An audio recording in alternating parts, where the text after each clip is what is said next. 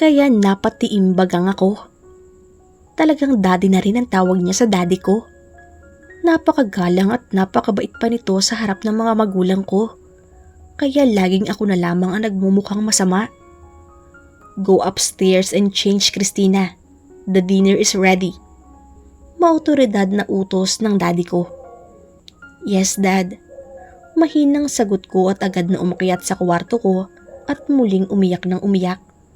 Nang maalala kong nakahanda na raw ang hapunan, ay mabilis akong naghilamos at nagbihis saka bumaba. Tahimik lamang ako habang nasa kainan at pinakikinggan ang palitan nila ng usapan. More on business ang pinag-uusapan nila, kaya medyo nakaka-relate din ako ng konti. Pero hindi talaga ganoon katindi ang interes ko sa business. Kaya lalong lumalim ang galit sa akin ng daddy ko nang tanggihan kong mag-enroll ng business course. Ang hina ko pa naman sa math. Natigil ako sa pag-iisip nang mapadako ang atensyon ni na mami at daddy sa akin. Christina, make sure to stay here tomorrow for your fitting. Ngayong araw sana iyon. Kaya lang sabi ni Charlie biglang sumuma ang pakiramdam mo, kaya hindi kayo natuloy. Utos ni mami. So, he covered me? Sino kaya ang dahilan kung bakit hindi kami natuloy? Don't worry, ma'am. I already got everything covered. Hindi niya na kailangang magpa-fit. Magalang na sabat ni Charlie. Medyo nalito ako sa sinabi niya. Ano daw? Hindi na kailangan? What do you mean, iho? Nagtatakang tanong ni daddy. My mom had already ordered 3 wedding gowns from... Kaya napatiimbagang ako. Talagang daddy na rin ang tawag niya sa daddy ko. Napakagalang at napakabait pa nito sa harap ng mga magulang ko. Kaya laging ako na lamang ang nagmumukhang masama. Go upstairs and change, Christina. The dinner is ready. Maotoridad na utos ng daddy ko. Yes, dad. Mahinang sagot ko at agad na umakyat sa kwarto ko at muling umiyak ng umiyak. Nang maalala kong nakahanda na raw ang hapunan, ay mabilis akong naghilamos at nagbihis saka bumaba. Tahimik lamang ako habang nasa kainan at pinakikinggan ang palitan nila ng usapan. More on business ang pinag-uusapan nila, kaya medyo nakaka-relate din ako ng konti. Pero hindi talaga ganoon katindi ang interes ko sa business. Kaya lalong lumalim ang galit sa akin ng daddy ko nang tanggihan kong mag-enroll ng business course. Ang hina ko pa naman sa math. Natigil ako sa pag-iisip nang mapadako ang atensyon ni na mami at daddy sa akin. Christina, make sure to stay here tomorrow for your fitting. Ngayong araw sana iyon. Kaya lang sabi ni Charlie biglang sumuma ang pakiramdam mo, kaya hindi kayo natuloy. Utos ni mami. So, he covered me? Sino kaya ang dahilan kung bakit hindi kami natuloy? Don't worry, ma'am. I already got everything covered. Hindi niya na kailangang magpa-fit. Magalang na sabat ni Charlie. Medyo nalito ako sa sinabi niya.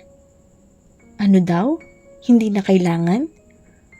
What do you mean, iho? Nagtatakang tanong ni daddy. My mom had already ordered 3 wedding gowns from Montana Labati this afternoon, and she said it will arrive in our country within this week. Nakangiting sagot niya.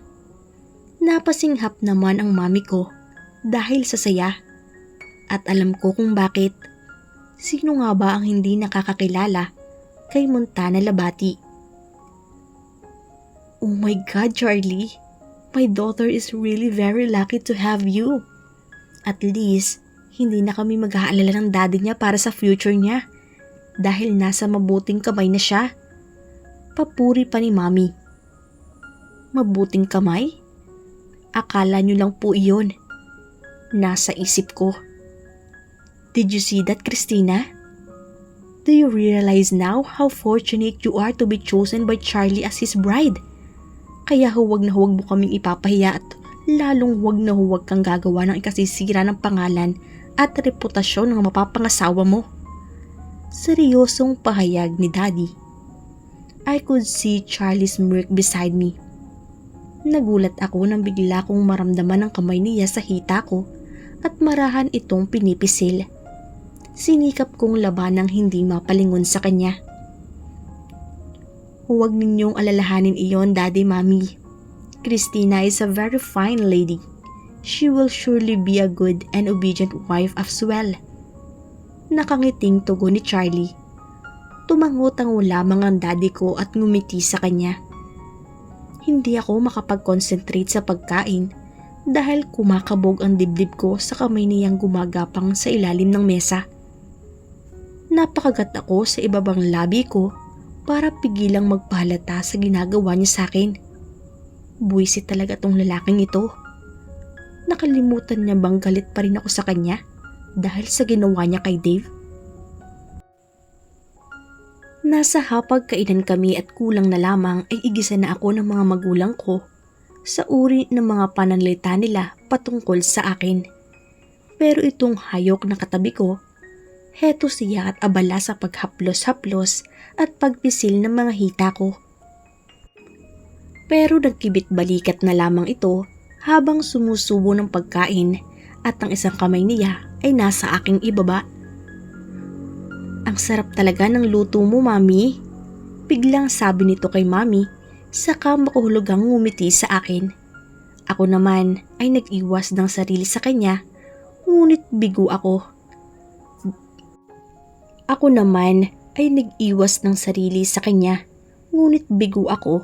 Dahil kapag mas gumalaw ako, ay makakahalata na sina Mami at Daddy. Lumapad pang lalo ang pagkakangiti ng damuhong lalaking ito. Parang ang bilis na lumipas ang 3 linggo at bukas na nga ang araw ng kasal. Paruot parito ako sa loob ng kwarto ko dahil hindi ko alam ang gagawin. Hindi pa rin ako makaisip ng paraan para makatakas sa kasalang ito. Then, I remembered one time when Dave told me that if I'm really not willing to get married, then he would help me. Kaya hindi na ako nag-aksaya pa ng oras at tinawagan ko siya. Christina? Takang tanong nito nang sagutin ang tawag. Dave, I need your help. I really do not want to get married. Sabi mo sa akin, di ba? Natutulungan mo ko kapag talagang buo na ang desisyon kong huwag tumuloy sa kasalang ito. Nagbabaka sakaling tanong ko sa kanya. Of course, but are you really sure about this? Ramdam ko ang katuwaan sa boses niya. Malamang ay naaawa talaga siya sa akin, kaya gusto niya akong tulungan. Pagkatapos ay idinetalye niya kung anong kailangan kong gawin para hindi makarating sa wedding location bukas. Garden wedding ang napagkasunduan nila. Beach wedding sana ang gusto ni Charlie, pero sabi ng mami niya ay mas okay pa rin daw ang garden wedding. Pero kung ako ang tatanungin, I will always choose a very intimate church wedding. And of course, with someone I truly love. Bago matapos ang tawag, ay muli siyang nagtanong. Hindi mo ba talaga pagsisisihan ang bagay na ito? Besides, nasabi mo na rin dati na nakataya rito ang karangalan ng daddy mo, di ba? Hindi kita tinatakot, pero gusto ko lang malaman mo na may malaking consequences ang gagawin mong pagtakas sa kasal. Alam mo ring makapangyarihan ang pamilya ni Charlie, and I'm sure they won't let you and your family have a smooth way out of this. Mahabang paalala pa niya. Naisip ko na ang lahat ng iyan. Pero this is the first time in my life na sarili ko naman ang iisipin ko. Yes, Dave. I have to do this or else I will completely lose my mind. Saad ko. Where do you plan to go then? He asked. His voice sounds so worried. Hindi ko pa alam. Saka ko naiisipin iyan kapag nagtagumpay na iyong plano ko. Sagot ko sa kanya. I know a place where you can hide. At least, mas mabuti pa rin kapag alam ko kung nasaan ka at kung ano ang kalagayan mo. Nag-aalalang pahayag niya. Ayoko nang abalahin ka pa ng sobra, Dave. Iyong favor ko para bukas ay napakalaking bagay na. At mas mabuti kung wala kang alam. Para ano man ang mangyari, hindi ka na madadamay pa. Sabi ko sa kanya. Dinig ko ang paghigit niya ng malalim na buntong hininga. All right, he uttered defeatedly. I just want to let you know that anytime, I'm always here for you, okay? Parang isang mainit na kamay na humaplos sa puso ko ang sinabi niya. At least, mayroon pa ring isang taong nagpapahalaga sa akin at handa akong damayan hanggang dulo. Kinaumagahan ay nanlalamig ang mga kamay ko sa kaba habang hinihintay ang mga mag-aayos sa akin. Tinatagan ko ang sarili ko dahil kapag naging mahina ako ay siguradong mabubuko ang mga plano namin ni Dave. Basta ang sabi niya sa akin, sa kalagitnaan ng paghatid sa akin sa venue ng kasal ay magdadahilan akong may kailangan lang daanan. Saka ako lilipat ng sasakyan na magdadala sa akin sa lugar na gusto kong puntahan. I already have a place in mind. Mabuti na lamang at nakapag-open na ako ng sarili kong account. Kaya kahit i-freeze pa ni Daddy ang original bank account ko, hindi ako masyadong maapektuhan. I also withdraw enough amount na magagamit ko habang pinaplano ang mga susunod kong gagawin. In other words, everything is set. Ma'am, nauna na po sa venue ang mami at daddy nyo. Kaya kung ready na po kayo, tara na po. Masiglang bungad noong assistant event organizer. Mauna na rin kayo sa venue. Ayokong may ibang kasabay. Formal kong sabi. Sinikap kong maging medyo authoritative para ma-intimidate siya ng konti. At nagtagumpay naman ako dahil halatang medyo naputla ito. Ma'am, ang bilin po kasi ng mami niyo, huwag kayong iiwang mag-isa. Dapat ay may nakaalalay sa inyo all the time. Natatarantang sagot nito. Tinaasan ko siya ng kilay, kaya lalong tumindi ang kaba niya. Halos hindi na nga siya makatingin ng diretso sa akin. Nakokonsensya ako sa ginagawa ko. Pero ito lang ang tanging paraan para hindi mabulilyaso ang mga plano ko. Kung kinakabahan siya ngayon sa harap ko, mas kinakabahan din ako sa loob-loob ko. Sino bang bride dito? Ako o ang mami ko? And as far as I know, ang fiancé ko ang nagbabayad sa iyo. Kaya dapat ako ang masundin mo, di ba? Masungit kong sagot sa kanya. Napatango ito ng sunod-sunod. Saka tinawag ang kasama niyang photographer at magalang na nagpaalam bago nauna na silang umalis. Pagkaalis nila ay tinawagan ko agad si Dave. Hey Dave, paalis na ako dito sa bahay. Kinakabahang sabi ko sa kanya nang sagutin niya ang tawag. Napakunot ang noo ko nang hindi ito kaagad nagsalita. Dave, are you there? Tanong ko.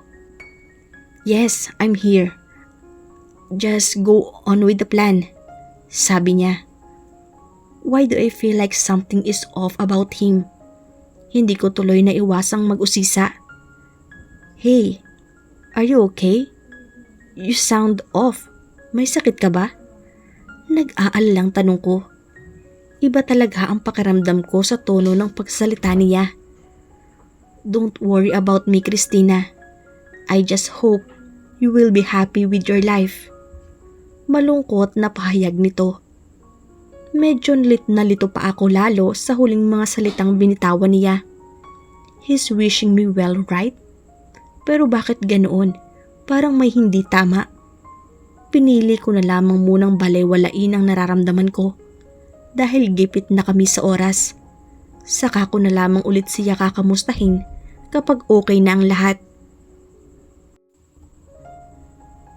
Alright, I will go now. Bye! Pilit kong pinasigla ang boses ko, pero pinatay niya na ang tawag na hindi nagpapaalam pa. Ipinagkibit balikat ko na lamang iyon. Isang napakagarang limousine ang bridal car ko, at nang makasakay na ako ay hindi ko maiwasang mapahanga. May sliding window partition ito between the driver and the passenger, at may minibar din. Very relaxing and elegant din ang beige interior color ng design. Sayang lang dahil wala namang kasalang magaganap. Napanatag ako ng walang ibang convoy ang sasakyan, at least mas madali ang pagtakas ko mamaya. Kapag malapit na ako sa venue na kailangan kong pagbabaan, ay saka ko na lamang sasabihan ng driver. Makalipas ang 15 minuto ay tanaw ko na ang kanto na dapat kong hintuan. Lalong lumakas ang kabog ng dibdib ko. Pilit kong pinanatag ang sarili bago hawiin ang maliit na kortina at pindutin ang button upang bumukas ang mini sliding window at makita ang driver. Bumuntong hininga ako para maging seryoso ang mukha gaya ng ginawa ko sa event organizer kanina, para ma-intimidate ko rin itong driver at sumunod agad sa utos ko. I cleared my throat before speaking. But I was only shocked beyond my imagination nang lumingon ang driver sa pagtawag ko. Charlie? Gulat na gulat kong sambit. Nanlaki ang mga mata ko at pakiramdam ko ay parang ibinabad sa suka ang pamumuti ng mukha ko sa matinding pagkabigla. Yes, baby. Is there anything you want from me? Matamis ang pagkakangiting tanong nito, saka iginilid ang sasakyan. Hindi ako kaagad nakasagot at kahit napakalamig ng aircon ay bigla akong pinagpawisan ng malapot. Nanuyo rin ang lalamunan ko at pati paghinga ko ay tila biglang huminto. Bakit hindi ka makasagot? Biglang sumeryoso ang mukha nito. Lalong dumagundong ang dibdib ko nang bumaba siya upang lumipat sa kinaroroonan ko. Saka pa lamang pumasok iyong driver niya na ewan kung saan ang galing dahil bigla na lamang sumulpot. Nang ganap na makasakay ay isinara ni Charlie ang partition window at lumarga ng muli ang sasakyan. Nanginginig ako at naiiyak na hindi ko malaman. Why are you here? You're supposed to be in the venue right now. Nanghihinang tanong ko sa kanya. Well, let's say I decided to bring my bride there myself. Bakit? May problema ba? Nakangising sagot nito. Nag-umpisa ng mangilid ang mga luha sa mga mata ko. Biglang gumuho ang lahat ng pag-asa ko at pakiramdam ko wala na talaga akong magagawa para makatakas sa bagong buhay na kailangan kong suungin. Do you really think you can easily fool me, Christina? Malamig na tanong nito. Wala na akong ganang sumagot o kahit mabuhay sa pagkakataong ito. Gusto ko na lamang matapos ang araw na ito at umpisahang mag-move on sa buhay ko. Is it really that hard for you to marry me? Am I not charming enough to even catch your eyes? Maya-maya ay bigla itong malungkot na nagtanong. Napatingin ako sa kanya nang wala sa oras dahil parang may kung anong sama ng loob itong kinikimkim na hindi ko mawari. Ganoon ba talaga kahirap para sa iyo ang magpakasal sa akin? Am I that bad in your eyes? Titig na titig ito sa akin habang nagtatanong. Hindi ko alam kung anong mayroon sa tanong niya.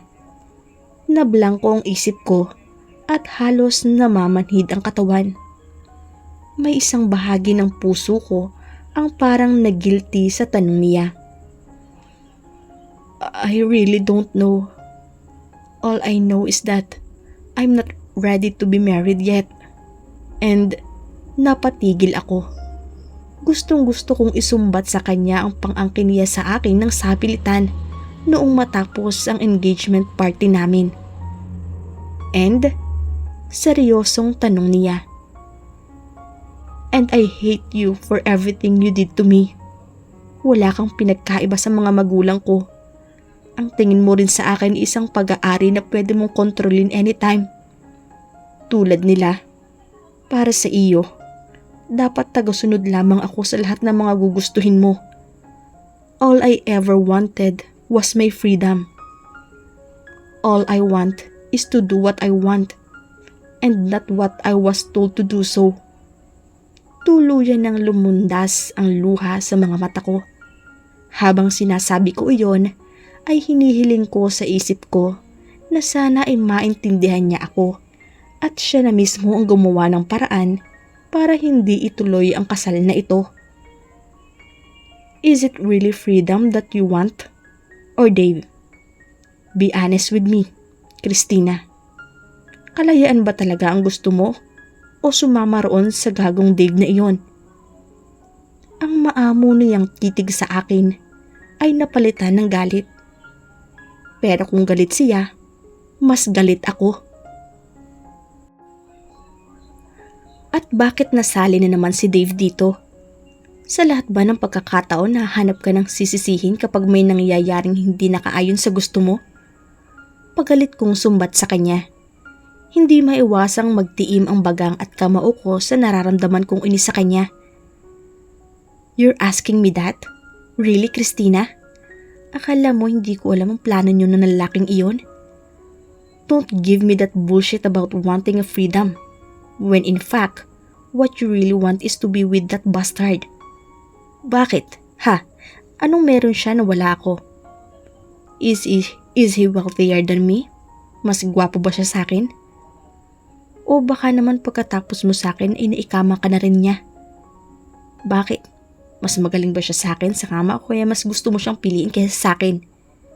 Galit na sigaw niya sa akin.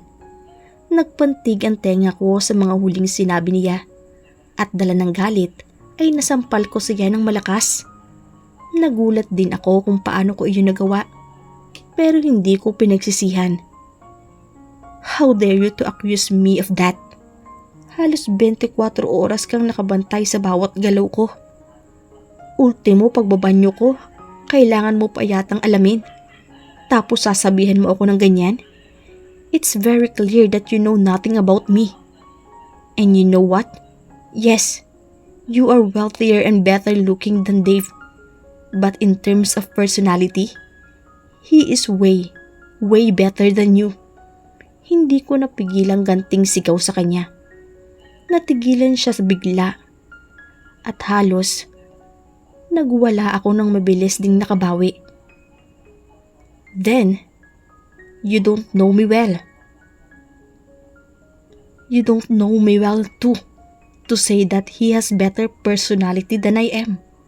But I promise you, you will regret this day that you insulted me for the sake of that fucking asshole. Sagot nito. Ngayon ay namumula na rin ang mukha sa galit. Sa lakas ng boses niya ay naglalabasan na ang mga ugat sa leeg niya. I don't know, and I don't have any interest to know more. I snapped him at tumalikod na sa kanya. Itinuon ko na lamang ang paningin ko sa labas ng sasakyan habang patuloy ang pagdaloy ng mga luha ko. With the current situation I have, I feel more pitiful and miserable. Ngunit may isang bagay ang pinagtatakhan ko. Paano niya nalaman ang plano namin ni Dave? And speaking of Dave, parang may kakaiba sa kanya habang nagsasalita. Kinabahan nang maalala ko si Dave at mabilis kong pinunasan ang mga luha ko upang magtanong. Ngunit sakto namang ipinaparada na ang sakyan dahil nakarating na kami sa aming destinasyon. Lumabas na nakasimangot si Charlie habang ang head event organizer ay nakangiting sumalubong sa akin upang ihatid ako sa waiting area kung saan ako manggagaling bago lumakad sa aisle. Ma'am, medyo nabura po yung makeup nyo. Siguro po ay umiyak kayo sa sobrang excitement at saya.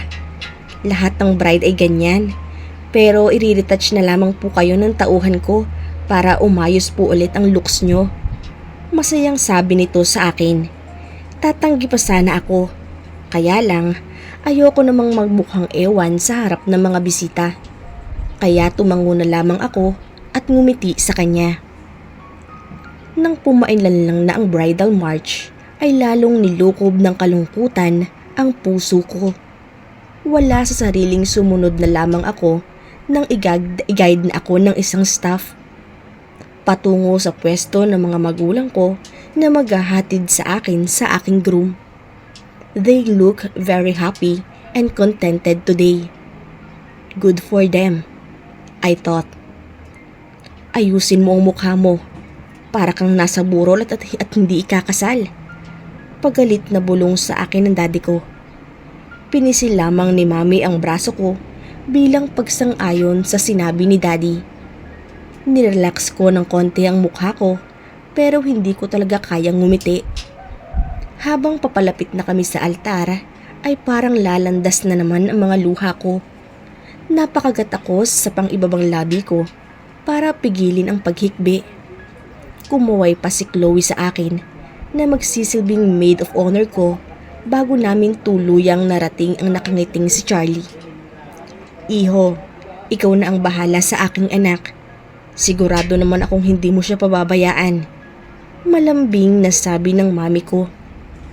Charlie, iho, ikaw na lang ang bahalang umunawa sa mga pagkukulang ni Christina. Sana ay matutuhan niya ang lahat ng dapat niyang matutuhan upang maging mabuting asawa. Sabi naman ni Daddy. I won't fail you, Mom and Dad. Sagot ni Charlie at saka tinanggap ang kamay ko. Natapos ang seremonya ng kasal na parang lutang ang pakiramdam ko. Nagising lang ang diwa ko nang i-anunsyo na ng nangasiwa sa kasal namin na kami ay ganap ng mag-asawa at oras na para sa couple's kiss. Humarap ako kay Charlie at wala sa sariling napatitig sa mga mata niya. There is something in his eyes that I can't read. Ang mga titig niya ay walang anumang bahid ng galit o sama ng loob, kundi kapayapaan. My mind went blank with the way he's staring at me. And before I know it, he already captured my lips with a tender kiss. Hindi ko alam kung kailan ako pumikit. Bastang alam ko, nakapikit ako habang mainit niyang inaangkin ang mga labi ko. Bakit nadala na naman ako sa mga halik niya? Nabalik sa realidad ang isip ko nang magpalakpakan at maghiyawan ang mga tao sa paligid. Otomatiko namang namula na naman ang mukha ko. It's nearly 6 o'clock and I'm really tired.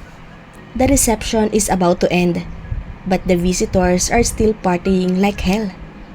Nahihilo na ako dahil kinailangan kong uminom ng pakonti-konti kanina sa tuwing ipakikilala ako ni Charlie sa mga kamag-anak at malalapit na kaibigan ng pamilya niya. Charlie is also busy drinking and laughing with his cousins. Well, I didn't know Charlie would pick just anyone for a bride. Isang nang-uuyam na boses ang nagpalingon sa akin. Tumaas ang kilay ko sa sinabi niya. Do I know you? I asked a bit irritated by how she just talked to me. She's so rude, especially with the fact that we didn't know each other. No, you don't. But let me introduce myself. I am Catrice Lim, Charlie's cousin. Maarting pakilala nito sa sarili. As if namang interesado akong makilala siya. Pero dahil pinsan siya ni Charlie, kailangan kong magpasensya. Kaya binigyan ko siya ng pilit na ngiti. Oh, nice to meet you, Catrice. I am Christina, Charlie's wife. Pakilala ko at saka inilahad ang kamay ko sa kanya. Pero tiningnan niya lamang ito na akala mo ay may virus. Binawi ko na lamang ang kamay ko para naman hindi ako lalong makaramdam ng awkwardness. I heard this is an arranged marriage. Kawawa naman ang pinsan ko. Napilitang magpakasal sa babaeng hindi naman niya gusto para lang pagbigyan ang daddy niya. Patuyang komento nito. Kumulo agad ang dugo ko sa sinabi niya. Halatang iniinsulto niya ako at hindi ko alam kung bakit. Wala naman akong ginagawa sa kanya, pero parang siyang galit na galit sa akin. What made you think that he doesn't like me? Nanghahamong tanong ko sa kanya. Sino siya sa palagay niya para magsalita ng ganyan? Because you're the type of girl that Charlie's will never like for a wife. Seryosong sabi nito. Hindi ko alam kung bakit may parte ng puso ko ang nasaktan sa sinabi niya. Pero hindi pa rin ako nagpakita ng anumang emosyon dahil siguradong ang gusto lamang naman ng babaeng ito ay inisin ako. Pero sorry girl, kung maldita ka, may mala Cherry Hill ang aurahan ko. Hindi ako magpapatalo sa'yo. Naku, kung nandito lang si Chloe ngayon, siguradong basag na ang mukha nito. Hindi mo sure, and whatever it is between me and Charlie will remain confidential for the both of us. Matapang nasagot ko sa kanya. Umasim ang mukha niya sa sinabi ko. Oh, ano ka ngayon girl? Kala mo papatalo ako sa'yo ha?